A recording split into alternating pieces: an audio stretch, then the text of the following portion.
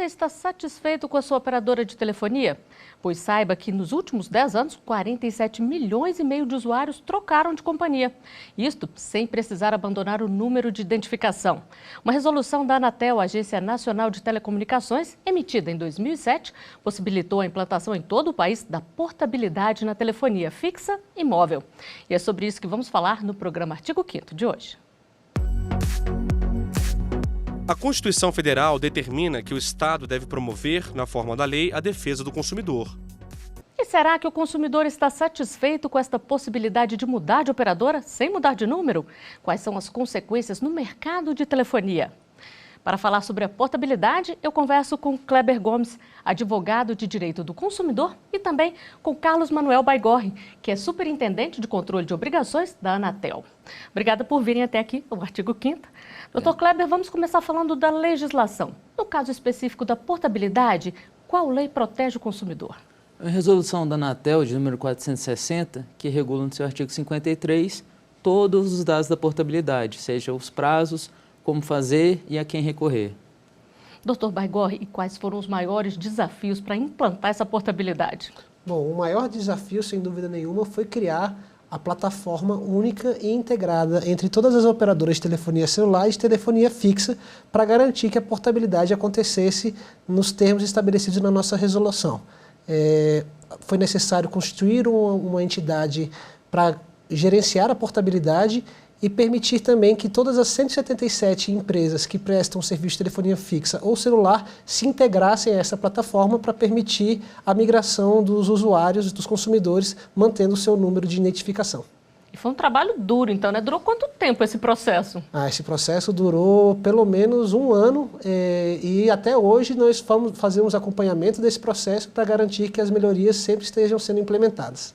E foi um grande ganho para o consumidor, doutor Kleber, ter essa possibilidade de mudar de operadora sem mudar de número? Com certeza, antes da portabilidade, o consumidor se via preso à questão de ter que mudar de número se for mudar de operadora.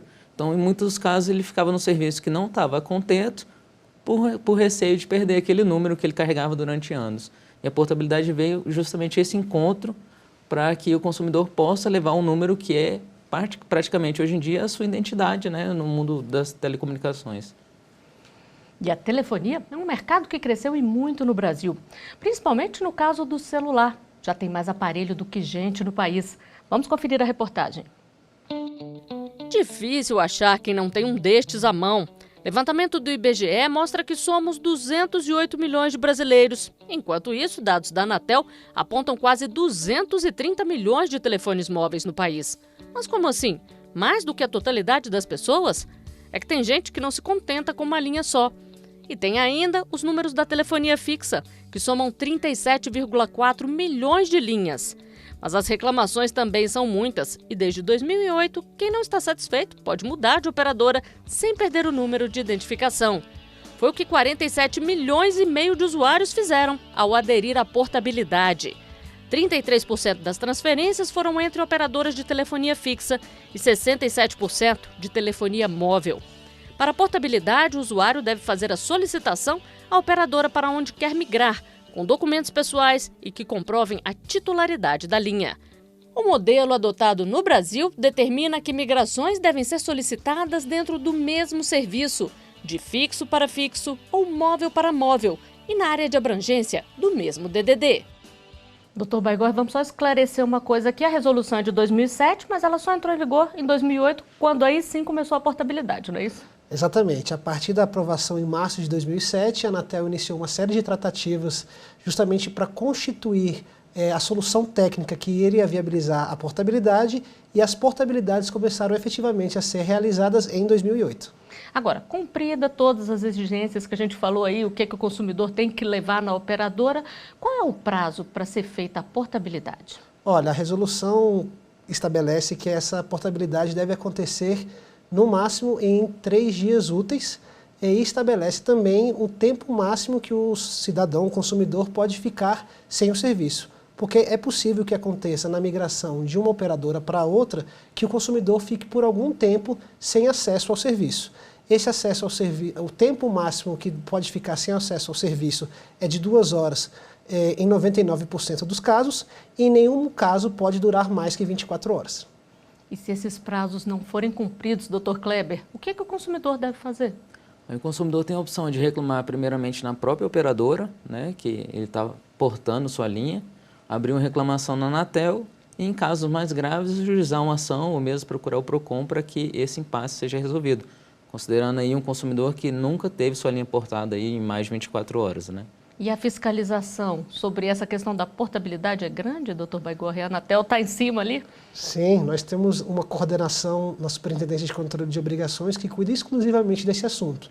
Nós fiscalizamos tanto as operadoras e os seus procedimentos para fins de portabilidade, quanto a entidade responsável pela portabilidade, que se chama ABR Telecom, e nós fiscalizamos também essa plataforma de portabilidade a qual todas as operadoras de telefonia celular e de telefonia fixa estão conectadas.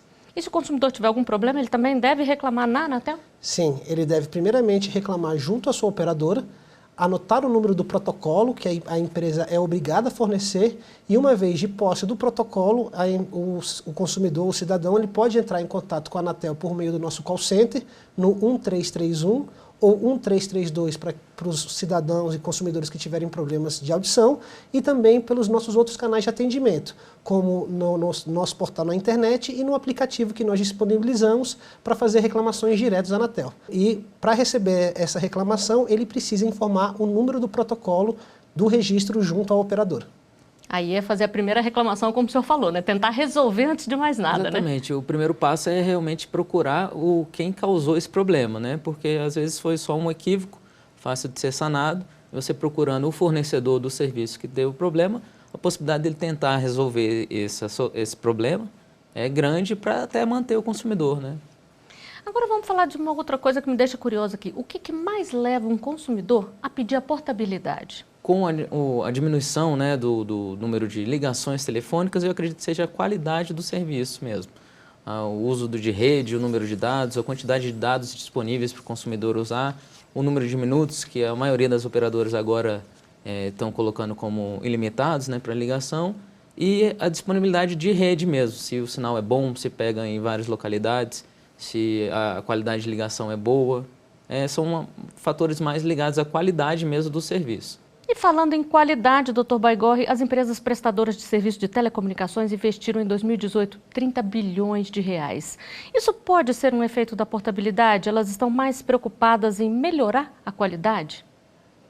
Olha, a portabilidade, ela representa um direito do consumidor, um avanço que a Anatel construiu em 2007 para garantir o direito do consumidor. Mas certamente a portabilidade ela também tem impactos no ambiente concorrencial entre as empresas, pois aumenta a competição entre elas.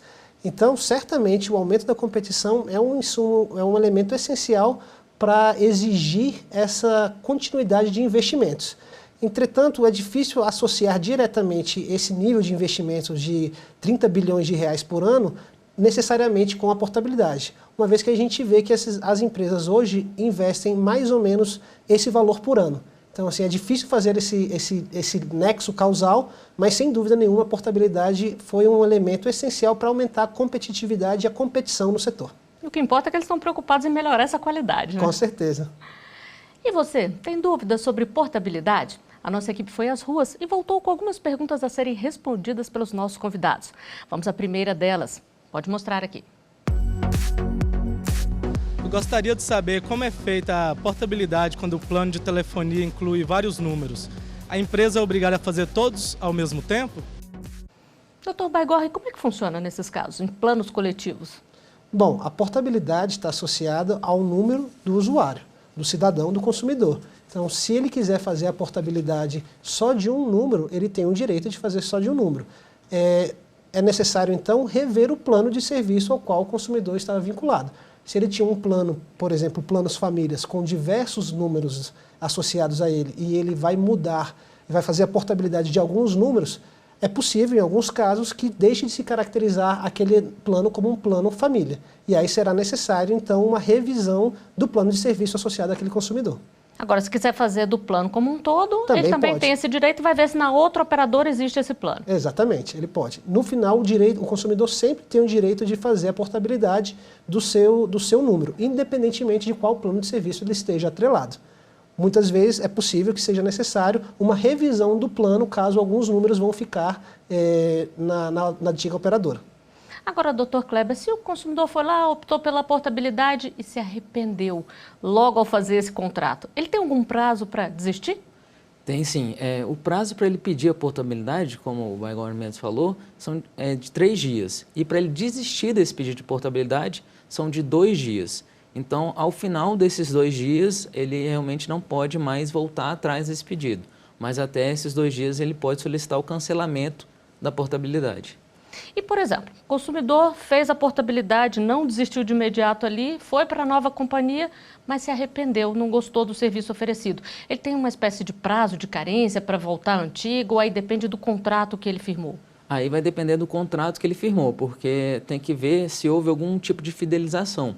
O que é fidelização? É justamente uma contrapartida, um benefício para o consumidor, para que ele fique esse período aí, geralmente de 1 ano. Então, ele teve um celular de última geração com um desconto melhor, ou um plano, uma condição melhor. Se acaso não tiver nenhuma fidelização, aí ele pode, sim, solicitar na nova operadora, na terceira ou na antiga operadora, uma nova portabilidade. Não seria aí mais um arrependimento, e sim um novo pedido. E se também tiver fidelização, basta ele pagar a multa. Exatamente. Aí, a portabilidade, a fidelização, perdão, ela não prende o consumidor, não impede o consumidor de fazer a portabilidade, e sim é esse benefício que ele tem que pagar se ele realmente quiser sair antes desse período. Então, se ele pagar essa multa de fidelização, ele pode livremente solicitar a portabilidade, sim. E nós temos mais uma pergunta gravada nas ruas. Vamos conferir aqui. O que fazer se a empresa de telefonia continuar mandando contas mesmo após a portabilidade? Doutor Baigor, o contrato tem que ser encerrado no momento da portabilidade ali, não é mesmo? Exatamente. Do ponto de vista jurídico, o pedido de portabilidade ele é como se fosse uma denúncia do contrato. Então, encerra-se o contrato de prestação de serviço e aí o consumidor vai aderir a um novo contrato de prestação de serviço com uma nova operadora. Se houver qualquer cobrança posterior à portabilidade associada à cobrança por serviços, chamadas, dados, mensagens, essa cobrança não é devida, deve ser informada a operadora. Se a cobrança continuar acontecendo, tem que seguir aquele procedimento que eu já mencionei. Reclame na operadora, pegue o número do protocolo fornecido por ela, obrigatoriamente, e registre sua reclamação na Anatel, de posse desse número do protocolo, pelos diversos canais de atendimento que a Anatel dispõe.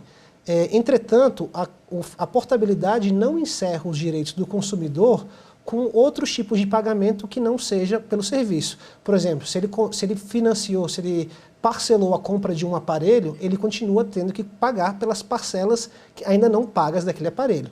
Agora, pagamentos associados à prestação do serviço de telecomunicações deixam de ser devidas a partir do momento em que ele porta o seu número para uma outra operadora.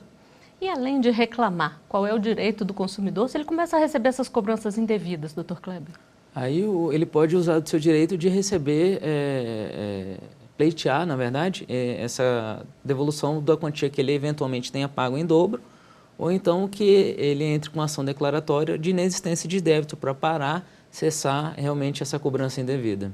Ele pode tanto acionar o juizado especial, quanto tentar também a alternativa via PROCON e até mesmo as conciliações prévias para que essa cobrança indevida cesse. E basta ele ter a conversa dele ali com a nova operadora, porque a nova operadora é que faz todo o processo, né? O consumidor tem alguma forma de se garantir ali, olha, eu fiz realmente o pedido de portabilidade em tal dia, ele tem que anotar o protocolo, qual é o cuidado que ele deve ter? Geralmente, quando o consumidor pede a portabilidade, ele recebe já um número de protocolo deste pedido de portabilidade, que chega tanto no próprio aparelho celular, em via de regra, quanto no e-mail fornecido. Esse número, com a data de solicitação, é o comprovante de que o consumidor realmente pediu portabilidade e encerrou o contrato anterior. Bom, daqui a pouquinho a gente volta a conversar. Agora nós vamos a um rápido intervalo. Já já estaremos de volta com mais Artigo 5º para você.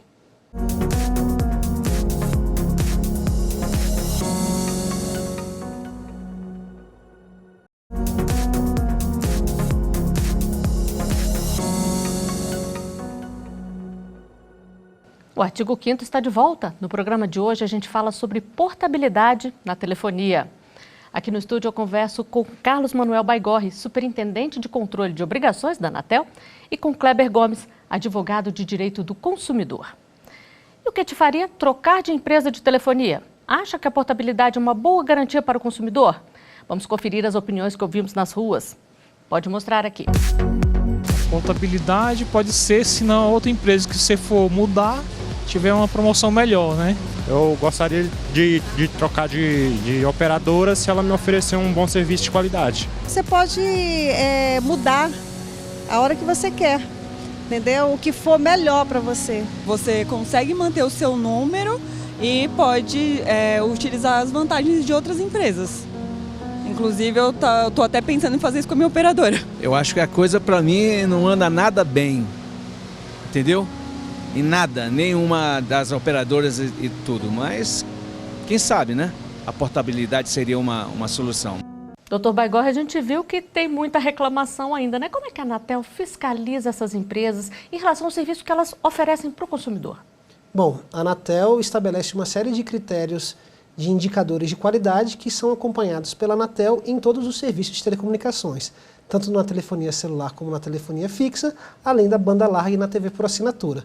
A Anatel acompanha esses indicadores de qualidade e, à medida que as empresas não vão conseguindo cumprir esses indicadores, são abertos processos sancionadores para puni-las. E a empresa pode perder o quê se ela não cumpre ali o que a Anatel está estabelecendo ao longo do tempo? Está estabelecido na Lei Geral de Telecomunicações uma gradação das punições que podem ser aplicadas para as empresas. Começamos geralmente com as sanções de advertência, depois passamos para a suspensão, para as aplicações de multa. Eventualmente podemos chegar a suspensões do direito de prestação de serviço e, eventualmente, no limite, podemos inclusive cassar o direito da empresa de prestar o serviço de telecomunicações para a sociedade em geral. Doutor Kleber, e uma das entrevistadas falou uma coisa interessante, que está até pensando em mudar de operador e impedir a portabilidade.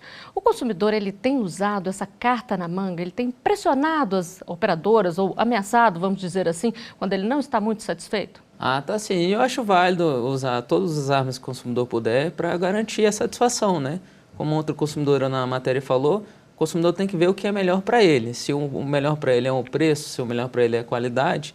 E essa carta na manga de ameaçar, vamos dizer assim, né? Que não é bem uma ameaça, é um direito dele, de mudar de operadora é que tem feito, na minha visão, as operadoras investirem em qualidade do serviço. E o consumidor está mesmo mais exigente e mais conhecedor dos seus direitos, ele está cobrando mais? Tá sim. As demandas no judiciário têm aumentado muito em relação à telefonia, principalmente a qualidade e a cobranças indevidas. Ele está bem mais atento hoje em dia. Pois é, e para correr atrás da clientela, as empresas apostam na tecnologia. Programas de computador disparam ao mesmo tempo uma infinidade de ligações na tentativa de atingir um número maior de consumidores. Você já deve ter passado por isso várias vezes. A gente atende, a ligação cai, daqui a pouco vem uma nova chamada e não para. Mas será que a estratégia atrai ou afasta o consumidor? Nós temos uma pergunta feita nas ruas sobre isso. Vamos conferir aqui. As empresas que ficam ligando o tempo todo para os consumidores podem sofrer algum tipo de multa ou sofrer alguma punição?